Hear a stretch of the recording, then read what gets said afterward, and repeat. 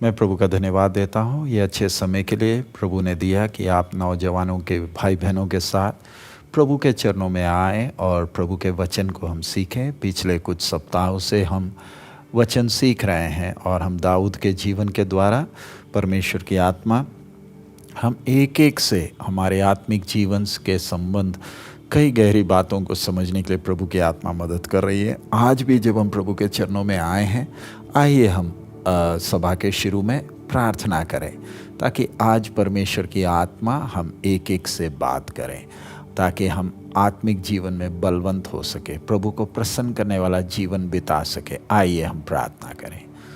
हमारे अनुग्रहकारी दयालु पिता, हम आपका धन्यवाद देते हैं प्रभु, एक अच्छा मौका आपने दिया कि हम आपके चरणों में आए अपने नौजवान भाई बहनों के साथ।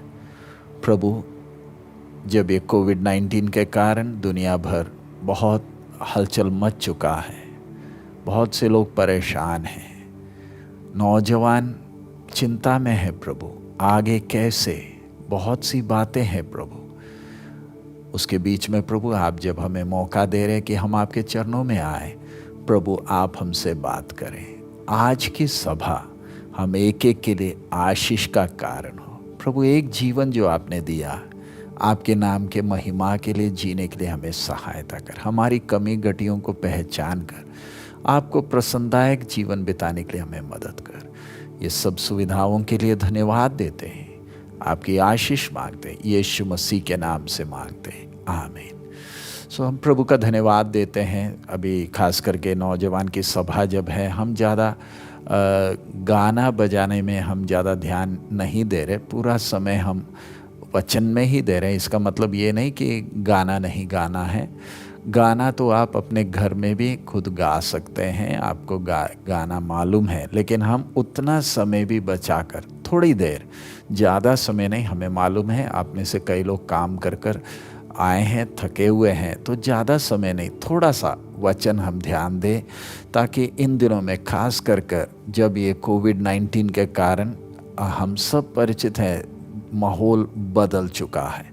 हम कोई भी 2020 जब शुरू हुआ था तब हमारी बहुत सारी कल्पनाएं थी, हम बड़े खुश थे जब नए साल में हमने प्रवेश किया। हमें भी याद है दिसंबर 31 रात को प्रार्थना किए, 2019 के लिए प्रभु को धन्यवाद दिए और बड़ी आशा के साथ नए साल में हमने प्रवेश किया। आपको याद होगा वो नए साल का प्रार्थना भी, बड़ी आशा थी प्रभु 2019 में आप नहीं आए, 2020 में आप आएंगे और फिर इस साल प्रभु चलाएगा, ये सब सोचे थे। लेकिन हम कितना भी सोचे, हम में से कोई भी कल्पना भी नहीं कर सकता था कि माहौल ऐसा हो जाएगा। दिसंबर में जब हम नया साल मना रहे थे, तब चाइना में वुहान में एक छोटी सी बीमारी शुरू हुई थी, छोटा सा एक समस्या ही था, और हम उस समय बोल रहे थे वो चीन में है, उधर की एक समस्या। लेकिन हम कोई ये नहीं सोच सकता था कि मार्च 22 तारीख को हमारा देश में लॉकडाउन हो जाएगा। और लॉकडाउन भी आप जानते हैं, लॉकडाउन सिर्फ हमारे देश में नहीं, दुनिया भर कितनों की नौकरी चले गई। अब कितनों का अभी इन दिनों में रिज़ल्ट भी आया, अभी रिज़ल्ट में भी अच्छे नंबर से पास हो रहे हैं, लेकिन हम उसके पीछे का यथार्थ समझते हैं। एग्ज़ाम दिए बिना है ये जो रिज़ल्ट निकल रहे हैं, तो जैसे खुशी होनी चाहिए वैसे तो खुशी नहीं है, क्योंकि एग्ज़ाम देकर जो नंबर आते हैं उससे जो खुशी मिलती है और ऐसे पास होने, खुशी होने में बहुत फ़र्क है। हाँ, जो नहीं पढ़ते थे उन लोग पास हो गए तो उनको तो बड़ी खुशी है, लेकिन जो अच्छी तरह पढ़ता था वो तो मायूस है, क्योंकि अब उसको नंबर नहीं मिल रहे, उसको अभी ग्रेड मिला है। तो बोलने का मतलब, अब आप पास तो हो गए, ठीक है, अब लेकिन अगला आगे क्या? अब ऑनलाइन पढ़ेंगे क्या? अब ऑनलाइन पढ़ने के लिए सारी सुविधा भी नहीं है। अब चलिए पढ़ाई नहीं, आप नौकरी कर रहे हैं, नौकरी, कितनों की नौकरी चले गई, कितने दुकानदार रो रहे हैं, परेशान हैं। अब उनके सामने क्या करेंगे? लोन लिया हुआ है, अब दुकान में कोई आता भी नहीं है क्योंकि बीमारी का डर है। ऐसे मैं तो सिर्फ कुछ बातें आपके सामने रखा, बाकी तो आप खुद ही जानते हैं दुनिया भर माहौल कैसा है। अब आने वाले दिनों में कैसे माहौल बदलेगा ये भी नहीं मालूम है। ऐसे में एक नौजवान, आप और मैं, हम कैसे भविष्य को सामना करें, हमारे आगे अब अगला क्या। एक तरफ से हम निराश हो सकते हैं क्योंकि हमारे सारे प्रोग्राम पर पानी फिर गया। आप विदेश में जाने के लिए पढ़ाई कर रहे थे, तैयारी कर रहे थे, अब सब वो चौपट हो गया है। कई लोग आप सुने हैं अमेरिका में जो लोग पढ़ रहे थे उनको सरकार का ऑर्डर आया कि वापस देश में जाना, फिलहाल उस पर रोक लगा है, उम्मीद करते हैं। लेकिन बोलने का मतलब हमारी कल्पनाओं पर जब पानी फिर गया, एक नौजवान ऐसी परिस्थितियों को सामना कैसे करता है। उधर सामना करने का एक ही तरीका है, हम परमेश्वर के वचन पर भरोसा करते हैं। परमेश्वर का वचन बोलने को परमेश्वर स्वयं, परमेश्वर कभी बदलता नहीं। उसका वचन हमें दिलेरी देता है, ढांढस बांधता है, ताकि हम अपने आने वाले दिनों में कल के बारे में चिंतित ना होकर दिलेरी से आगे बढ़ सकें। इधर जब हमें कल के बारे में चिंता करने की ज़रूरत नहीं है, तो हमने एक चीज़ को ध्यान रखना, चिंता हमें सताएगी। चिंता आना गलत नहीं है, हमारे मन में बहुत सारी चिंताएं आएंगी, लेकिन एक व्यक्ति जो परमेश्वर में स्थिर है, परमेश्वर के वचन पर भरोसा करता है, परमेश्वर के वचन में दिए गए उपदेश के अनुसार अपने जीवन को ढालता है, उसे कल के बारे में चिंता करने की ज़रूरत नहीं, क्योंकि उसे अंदर ही अंदर एक विश्वास है, जिसने मुझे अभी तक चलाया वो कल भी चलाएगा। इसलिए मेरे नौजवान भाई और बहन, आपने मन में चिंताएं बहुत आएंगी, स्वप्न के द्वारा बहुत सारी बातें आएंगी, आपके दोस्त बहुत कुछ बोलेंगे, हौसला जब नहीं मिल रहा तब आपने एक ही काम करना है, परमेश्वर के चरणों में बैठना, प्रभु के वचन को सीखना है। वचन सीखिए और उसके द्वारा हो क्या रहा है, मेरे अंदर का आत्मिक मनुष्य बलवंत होता जा रहा है। और फिर हम प्रार्थना करते हैं। हमारे जीवन में बहुत सारे विषय हैं, बहुत सारे परीक्षाएं हैं, बहुत सारे जुए हैं, ये सब से प्रभु हमें छुटकारा देगा। आइए, जो विषय हम पिछले दिन सीख रहे थे उसी में हम आगे बढ़ेंगे। हम पिछले हफ्ता हमने देखा किस प्रकार शाऊल के ऊपर दुष्टात्मा जब आती थी, उसके राजमहल के एक नौजवान ने कहा कि उसने मैं पढ़ रहा हूँ 1 सामुएल उसका 16वां अध्याय और उसका 18। तब एक जवान ने उत्तर देकर कहा, सुन, मैंने बेतलहम वासी यिशै के एक पुत्र को देखा जो वीणा बजाना जानता है और वो वीर योद्धा भी है और बात करने में बुद्धिमान और रूपवान भी है और यहोवा उसके साथ रहता है। राजमहल में राजा शाऊल के ऊपर जब दुष्टात्मा उतरती थी, तब उसको तसल्ली के लिए एक नौजवान ने कहा, मैं एक व्यक्ति को, नौजवान को जानता हूँ, वो वीणा बजाना जानता है और वह वीर योद्धा भी है और बात करने में बुद्धिमान और रूपवान भी है और यहोवा उसके साथ रहता है। तब शाऊल ने दूतों के हाथ यिशै के पास कहला भेजा, अपने पुत्र दाऊद को जो भेड़ बकरियों के साथ रहता है मेरे पास भेज दे। ये विषय हमने पिछले सप्ताह देख लिया है। अब इस सप्ताह हम आगे जो उसके आगे पढ़ते हैं उसका 23वां वचन, 16वां अध्याय 1 सामुएल 16 का 22 और 23। तब शाऊल ने यिशै के पास कहला भेजा, दाऊद को मेरे सामने उपस्थित रहने दे, क्योंकि मैं उससे बहुत और मैं उसका 21 से पढ़ रहा हूँ ध्यान से। और दाऊद शाऊल के पास जाकर उसके सामने उपस्थित रहने लगा और शाऊल उससे बहुत प्रीति करने लगा और वह उसका हथियार ढोने वाला हो गया। तब शाऊल ने यिशै के पास कहला भेजा, दाऊद को मेरे सामने उपस्थित रहने दे, क्योंकि मैं उससे बहुत प्रसन्न हूँ। और जब जब परमेश्वर की ओर से वह आत्मा शाऊल पर चढ़ता था, तब तब दाऊद वीणा लेकर बजाता और शाऊल चैन पाकर अच्छा हो जाता था और वह दुष्ट आत्मा उससे हट जाता था।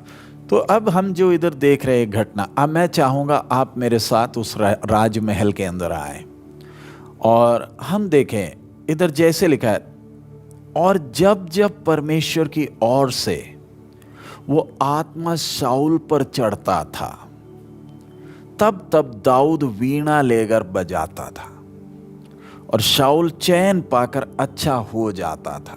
तो इधर अब आप ध्यान दें, शाऊल के ऊपर इधर लिखा हुआ है, जब जब परमेश्वर की ओर से वो आत्मा शाऊल पर चढ़ता था।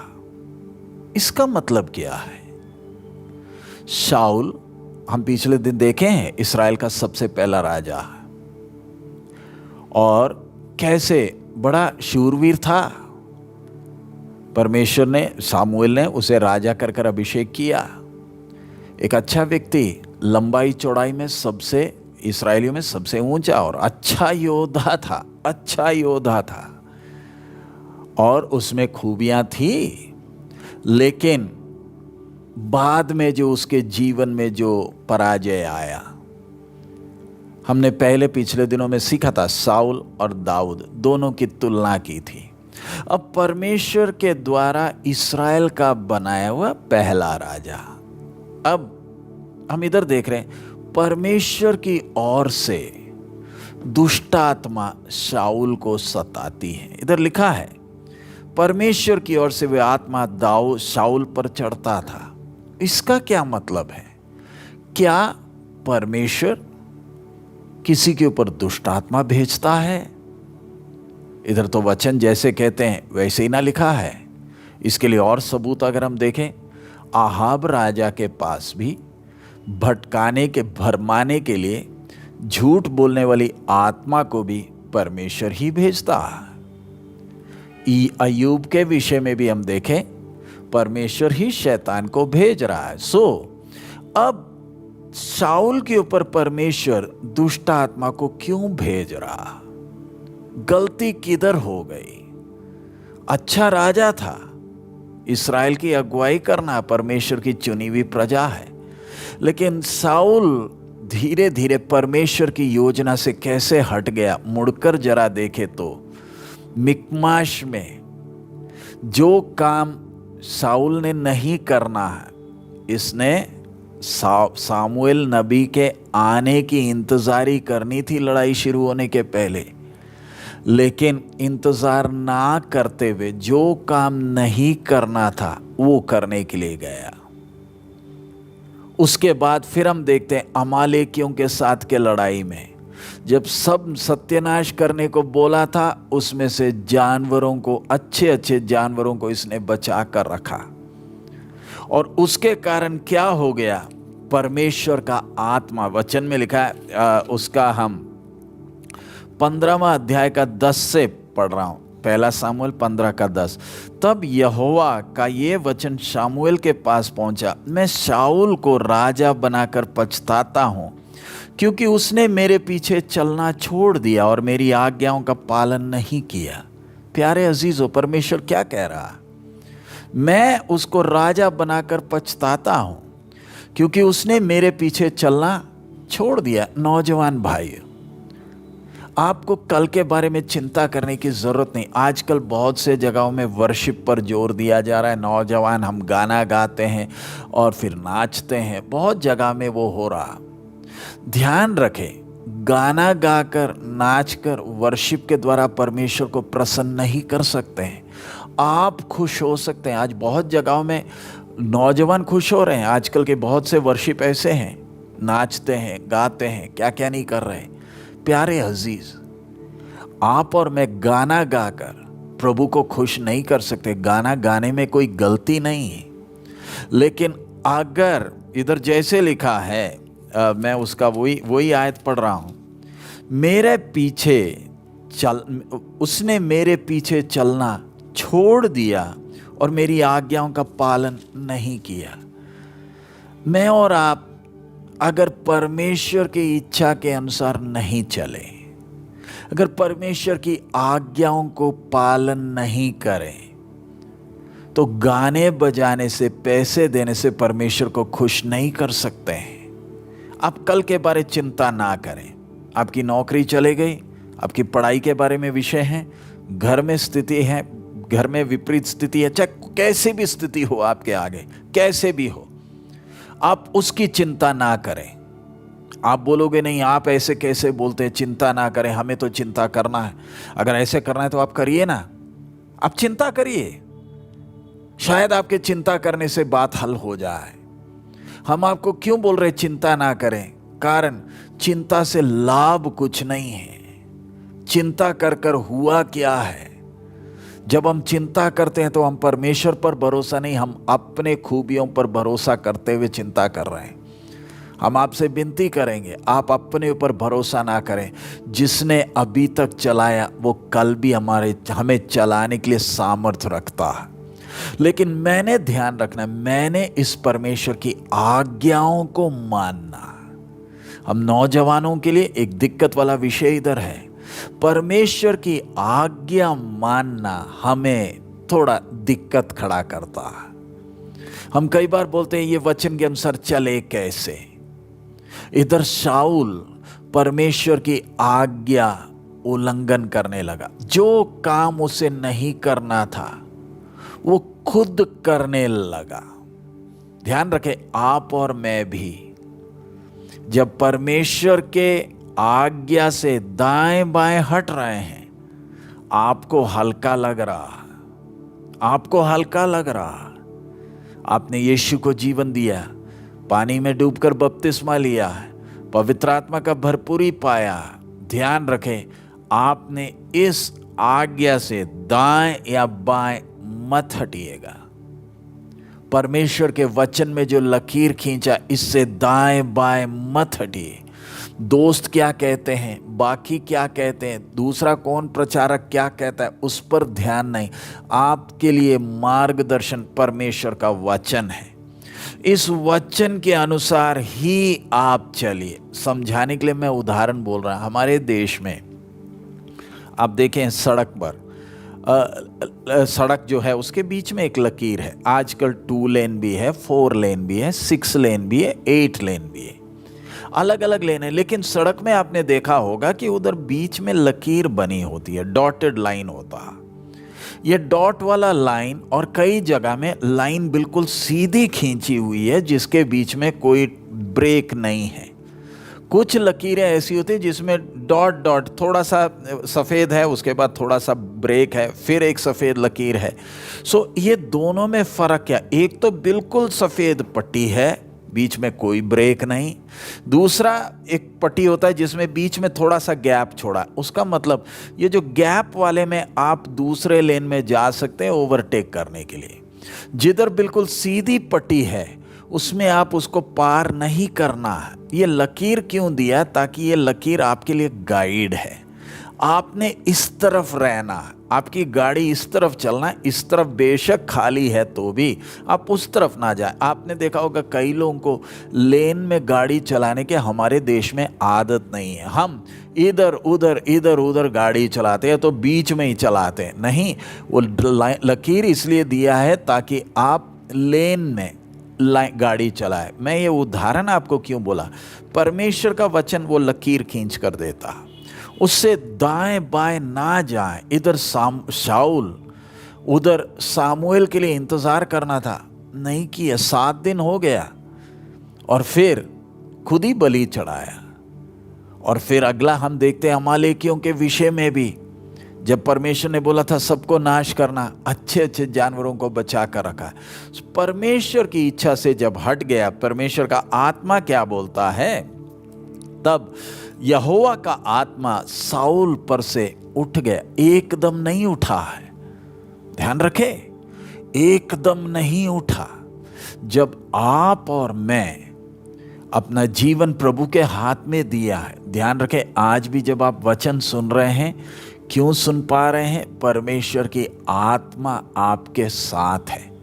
हम कई बार परमेश्वर के आत्मा के उस उपस्थिति का, उसका वो आशीष हमें एहसास नहीं होता। उदाहरण, जिसकी आंख खुली है उसको नज़र या रोशनी की कीमत नहीं मालूम। जो अंधा है उससे पूछिए ना रोशनी की कीमत कितनी है। वैसे ही कई बार हम नौजवानों को परमेश्वर की आत्मा की उपस्थिति की वो गंभीरता एहसास नहीं होता, हम उसको हल्का समझते हैं। अगर परमेश्वर का आत्मा आपको छोड़ दे और फिर एक दुष्टात्मा आपको सताने लगे, तब आपको परमेश्वर की आत्मा की कीमत समझ में आएगी। अब कई लोग हैं जिनको दुष्टात्मा सताती है, उन अजीज़ों से पूछ कर देखे जो कष्ट में वो हैं, जो तकलीफ़ उनको है। अगर कभी समय मिले तो ऐसा कोई व्यक्ति है तो उसके साथ ज़रा बैठें, पूछें, भाई तेरे को होता क्या है, तेरे को एहसास क्या होता है, तब वो अपना दुख आपको बताएगा। आप और मैं भी ध्यान रखें, परमेश्वर का अनुग्रह है, दुष्ट आत्मा आपको सताती नहीं है। अभी परमेश्वर की आत्मा आपके साथ होने के कारण ध्यान रखें, परमेश्वर का आत्मा आपके साथ इसलिए आया है ताकि आप परमेश्वर के वचन के अनुसार चल सकें। दूसरे दुनिया जैसे चलती है वैसे ना चले। आपका हेयर स्टाइल, आपका बाल काटने का तरीका, आपका कपड़ा पहनने का तरीका, ये सब चीज़ें परमेश्वर की आत्मा देखती है। परमेश्वर का वचन सुनने के बाद भी इस वचन के अनुसार चलने का मन है या नहीं। साउल जब वचन के अनुसार नहीं चला, एक समय आ गया, परमेश्वर कहता है, मैंने पहले भी पढ़ा हुआ वही आयत, मैं शाऊल को राजा बना के पछताता हूँ क्योंकि उसने मेरे पीछे चलना छोड़ दिया और मेरी आज्ञाओं को पालन नहीं किया है। आज शायद परमेश्वर आपको आखिरी मौका दे रहा है। अपने हृदय को कठोर मत करें। आप क्या परमेश्वर की आज्ञा से हट गए हैं? आज प्रार्थना करें, प्रभु के सामने फैसला करें, प्रभु मैं हट गया हूँ, तू मुझे मौका दे रहा है, मैं वापस तेरे वचन के अनुसार चलूँगा। मेरे कपड़े पहनने के ढंग, मेरे सब चीज़ों में प्रभु तेरा वचन जैसे कहता है मैं वैसे चलूँगा। मैंने दुनिया को देखकर नहीं चलना है। ज़्यादा देर करोगे, जिद में अड़े रहोगे, फिर एक समय आएगा परमेश्वर की आत्मा आपको छोड़ देगी। जब परमेश्वर की आत्मा ने आपको छोड़ दिया, फिर दुनिया में और आप में कोई फर्क नहीं। इसलिए परमेश्वर आपको आज मौका दे रहा है। अगर आप वचन से दाएं बाएं हट गए हैं, आज फैसला करें। ये वचन सुनते ही आप प्रभु के सामने फैसला करें, हे प्रभु तू मुझ पर दया कर, मैं अपनी गलती को मानता हूँ, तेरे वचन के अनुसार मैं चलूँगा। इधर हम आगे देख रहे हैं, जब दुष्ट आत्मा उसको जब सताती है, साउल पर जब दुष्ट आत्मा आता है तो कैसे होता होगा, जो कि दाऊद को आकर वीणा बजाना है। हम उधर देखते हैं, और जब जब उसके 23 में, और जब जब परमेश्वर की ओर से वो आत्मा साउल पर चढ़ता था, तब तब दाऊद वीणा लेकर बजाता था और शाऊल चैन पाकर अच्छा हो जाता था। तो इधर अगला, दुष्ट आत्मा जब उसके ऊपर चढ़ता था, परमेश्वर का आदत आप समझना, आत्मा हट गया तो खाली नहीं छोड़ेगा। परमेश्वर की ओर से दुष्ट आत्मा आया हुआ। सो ध्यान रखें, हम जीवते परमेश्वर के साथ मत खेलें। परमेश्वर मूर्ति नहीं है जिसमें हम अपनी मर्जी करें और वो एक जगह बैठे। जीवता परमेश्वर है, सृष्टि करता है, प्यार करता है, अनुग्रहकारी है, धर्मी है, उसी समय न्याय भी है।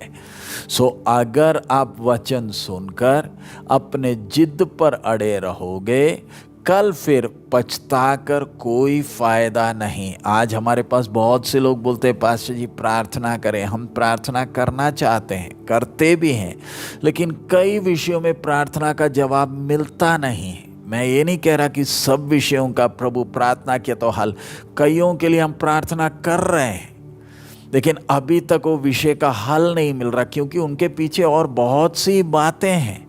एक दुष्टात्मा, उदाहरण, दुष्टात्मा सताती है। आज कई नौजवान हैं जिनको दुष्टात्माएं सताती हैं, विश्वासी हैं।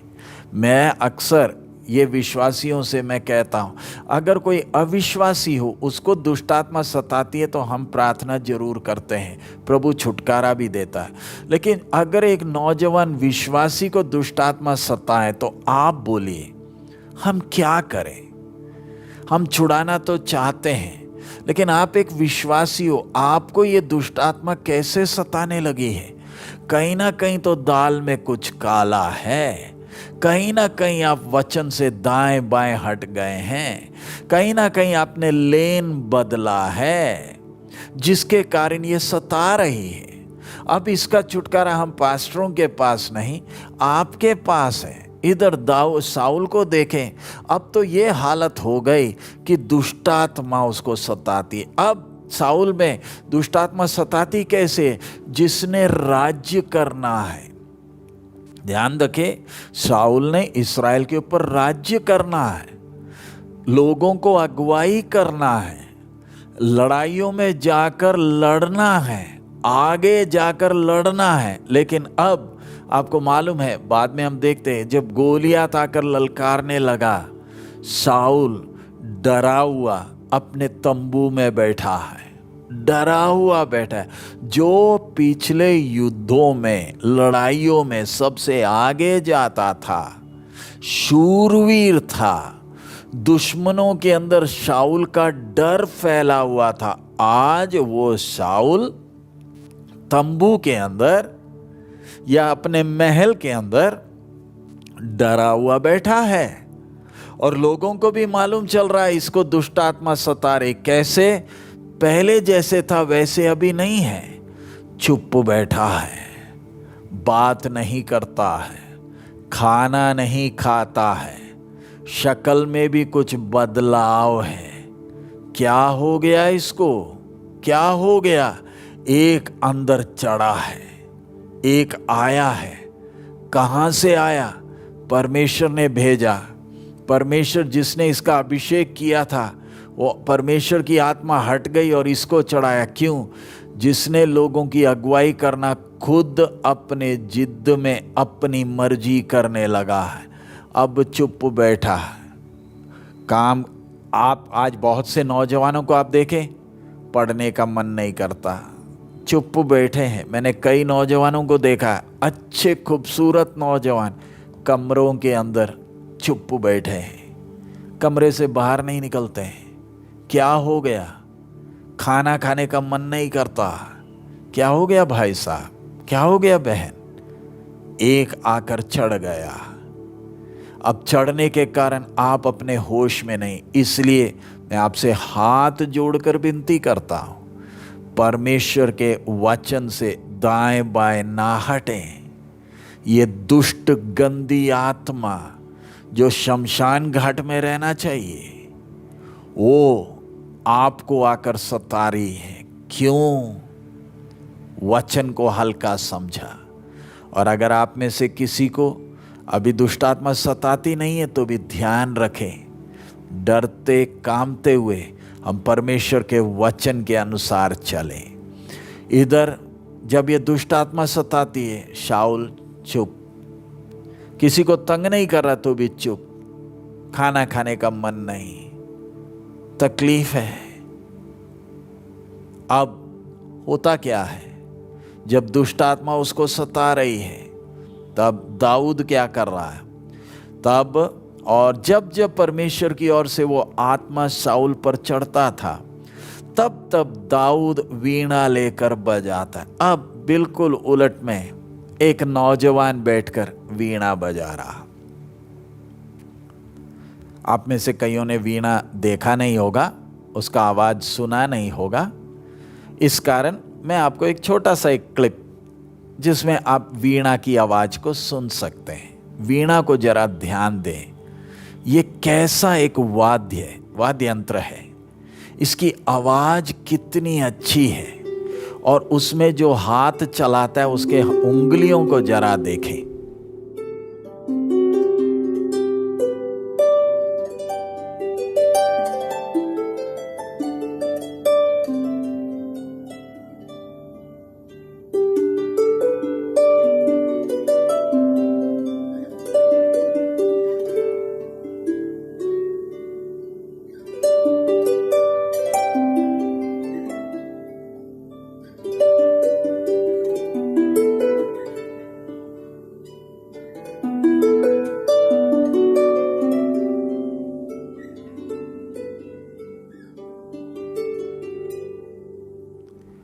अब आपने वो देख लिया होगा ना, कितना, शायद पहली बार आप देख रहे हैं, इसे कहते हैं वीणा। बहुत अलग अलग वाद्य यंत्र हैं, लेकिन इसकी एक अलग ही खूबी, इसकी आवाज आपने सुना कैसे वो उंगली चलता है। दाऊद वो उंगली चलाता है, वो आवाज जब सुनता है साउल के अंदर से दुष्ट आत्मा निकल जाता। वचन ऐसी कहता है। और शाऊल चैन पाकर अच्छा हो जाता था और वह दुष्ट आत्मा उसमें से हट जाता। सो ये क्या चक्कर है? इधर वीणा बजाया, दुष्ट आत्मा निकल गया। दाऊद उधर खड़े होकर ये नहीं बोलता यीशु मसीह के लहू की जय, निकल जा, नहीं बोल रहा। दाऊद ऐसे कुछ नहीं कर रहा। साउल के अंदर जरा देखिए, दुष्टात्मा पकड़ा हुआ राजा उधर बैठा है, कोई भी उसको ठीक नहीं कर पा रहे, लेकिन दाऊद वीणा बजाता है, वीणा की आवाज सुनता है और दुष्टात्मा चले जाता है। ये क्या चक्कर है? परमेश्वर की ओर से भेजा हुआ दुष्टात्मा परमेश्वर का दास दाऊद के द्वारा वीणा बजाने से निकल जाता है। इसका अर्थ क्या है? वो एक एक उंगली जो जिससे वो तार खींच रहा है, आपने ध्यान दिया? ये क्या बताता है? मेरा और आपका जीवन कितना मधुर आवाज आ रहा है। मैं और आप परमेश्वर के वचन के अनुसार अगर चलेंगे तो मेरे जीवन से जो निकलने वाली मधुर आवाज, जरा तुलना करें। साउल, उसको ये वीणा की जरूरत क्यों पड़ रही है? वीणा की जरूरत क्यों पड़ रही है? जरा देखें, दुनिया के आप अपने दोस्तों के साथ, जिनके साथ आप पढ़ते हो या आपके साथ जो काम करते हैं, या आपके पड़ोस के नौजवानों को जरा देखें। थोड़ी देर की खुशी के लिए वो किस में लगे हैं? फोन में लगे हैं। थोड़ी देर की खुशी के लिए एक फोन है, इसी में लगे हैं सुबह से शाम तक। सुबह उठते हैं, सबसे पहले इसी को देख रहे हैं। क्या देख रहे हैं? उसके बाद शाम को, रात को सोने वक्त भी सबसे आखिरी में इसी को। हमारी तो पूरी जिंदगी यही हो गई। जरा देखे, इतना सा एक फोन, इसी में हम सुबह से शाम तक उंगली लेकर लगे हुए हैं। हमारा कितना टाइम बर्बाद हो रहा है। कई तो फोन में नहीं है, तो कई तो नशे में हैं, दोस्त यारी में हैं, कई कपड़े खरीदने में लगे हैं, कई फैशन करने में लगे हैं। देख लेना कैसे वो बड़े हील पहनकर चलते हैं, एक्टरों को देख रहे हैं। कोई खाने में टुन है, कोई किन किन चीजों में जाकर नौजवान फंसे, मुझे बोलने की जरूरत नहीं, आप जानते हैं। ये क्यों इन चीजों में फंसे हैं? अंदर शांति है नहीं, अंदर वो खुशी है नहीं।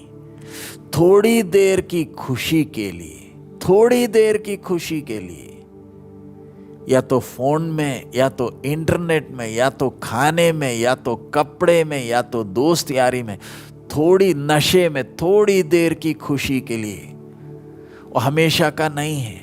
कैसी कैसी आदतों में जाकर फंस चुके हैं। आपको भी क्या उसकी खुशी चाहिए? ये संसार थोड़ी देर की खुशी के लिए इन चीजों के पीछे जा रहा, एक्टरों के पीछे पड़े हैं, क्या क्या नहीं कर रहे। विश्वासी को ये सब करने की जरूरत क्यों नहीं? परमेश्वर की आत्मा उसे वो खुशी और शांति देती है।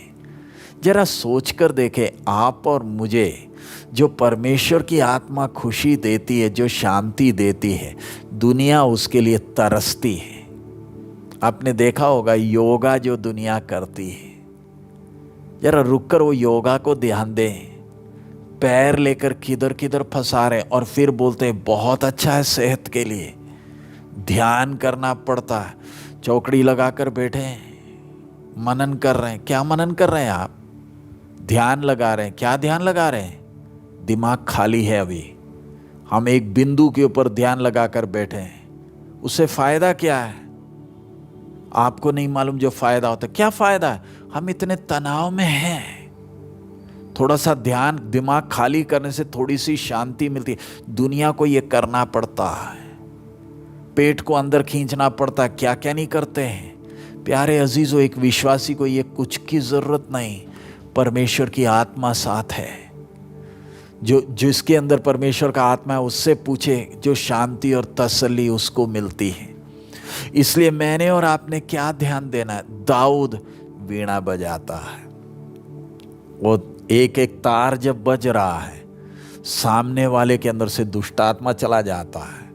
आपका और मेरा जीवन का एक एक तार, एक एक तार, मेरे और आपके जीवन का तार का मतलब, अगर मैं परमेश्वर के वचन के अनुसार चलूं, परमेश्वर के वचन के अनुसार चलूं, मेरा जीवन परमेश्वर की महिमा के लिए कितना मधुर वाणी देगा, कितनी मधुर आवाज आएगी मेरे जीवन के द्वारा। नौजवान भाई, नौजवान बहन, मालूम नहीं परमेश्वर ने आपको उम्र कितना दिया इस पृथ्वी के लिए। हमारे प्रभु का आगमन नजदीक है। आप दुनिया को ना देखें, इस वचन के अनुसार अपने जीवन के तारों को कसें। मुश्किल लगता है, लेकिन आप प्रभु के वचन पर भरोसा करेंगे तो आसान है। मैंने इस वचन के अनुसार चलना, मेरा प्रभु जो मुझे कहता है मैंने उसके अनुसार चलना है। आप उस हिसाब से अपने जीवन में वो अनुशासन डालेंगे तो आपका जीवन देखते ही दुनिया के अंदर जो दुष्टात्मा चढ़ा है, देखते ही निकल कर भागेगा। आपको बोलने की जरूरत नहीं, आपका जीवन दूसरों के लिए मधुर आवाज का कारण बनेगा। आपके दोस्त खुद ही आपके पास आएंगे। क्यों? उनके जीवन में आपके द्वारा बड़ी तसल्ली मिलती है। सोच कर देखे, प्रभु ने आपको दोस्त दिए, ये नहीं कि दोस्त नहीं चाहिए। प्रभु ने ये दोस्त आपको दिए, उनसे आपने नहीं सीखना, आपसे उन्होंने सीखना। वो निराश है, वो हताश है। आपका दोस्त का कितना बड़ा सौभाग्य कि उसका एक मित्र परमेश्वर का संतान है। आपका दोस्त कितना सौभाग्यशाली है कि उसको एक ऐसा व्यक्ति दोस्त मिल गया जो परमेश्वर का संतान है, जो परमेश्वर में मगन रहता है, जिसके जीवन के तारे अच्छी तरह कसी हुई हैं, मधुर आवाज निकलती है। तभी ना आपका दोस्त आपके पास आता है, आपसे फोन करता है, क्योंकि उसको तसल्ली मिलती है आपके द्वारा। प्यारे अजीजों, आप नौजवान भाई और बहन, आपके द्वारा कितने नौजवान तसल्ली पा सकते हैं, कितनों को हौसला मिल सकता है।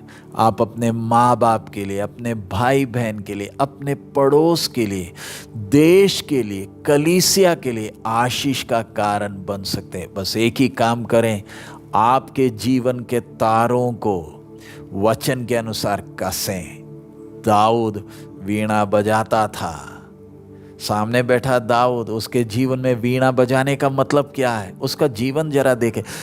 साउल डरा हुआ तंबू में जब बैठा है, वीणा बजाने वाला जिसके अंदर परमेश्वर का आत्मा है, वो क्या करता था?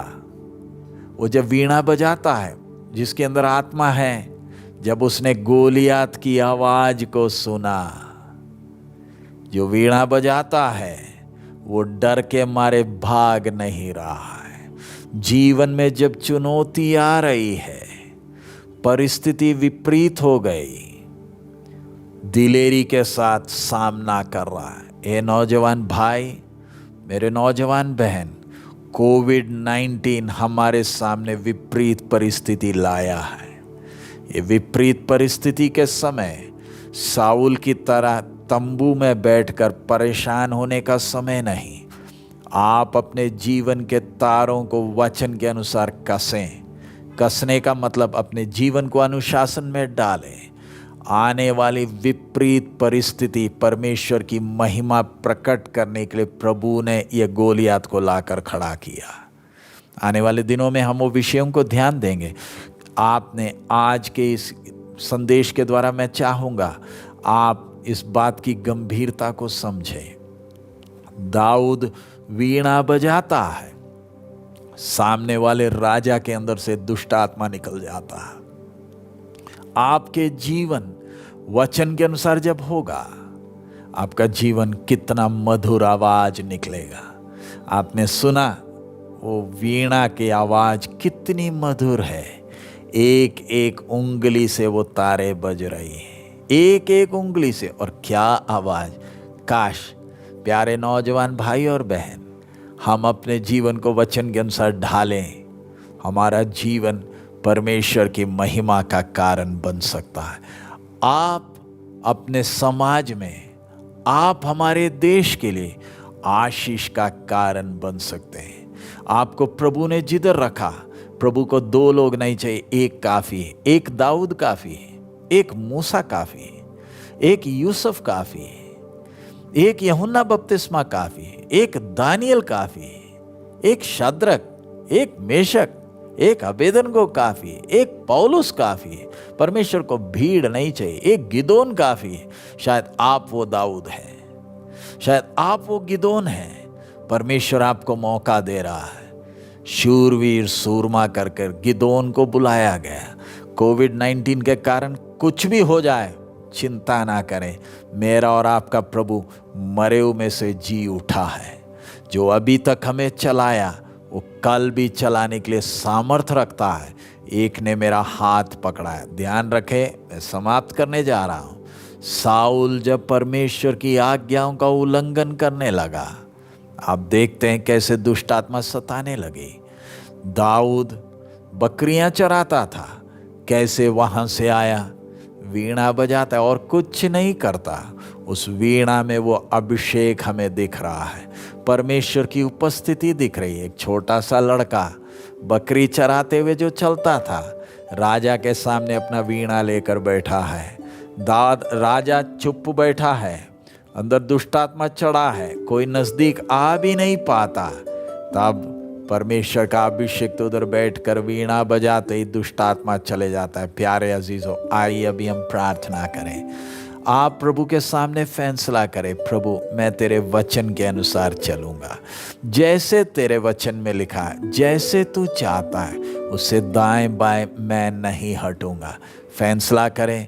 परमेश्वर की आत्मा आपको हर सत्य में चलाने के लिए आपके साथ है। आइए हम प्रार्थना करें। हमारे अनुग्रहकारी पिता, हम आपका धन्यवाद देते हैं मेरे नौजवान भाई बहनों के लिए, प्रभु इनके जीवनों के लिए धन्यवाद देते हैं। ये YouTube के द्वारा प्रभु बैठकर हम वचन सीख रहे हैं।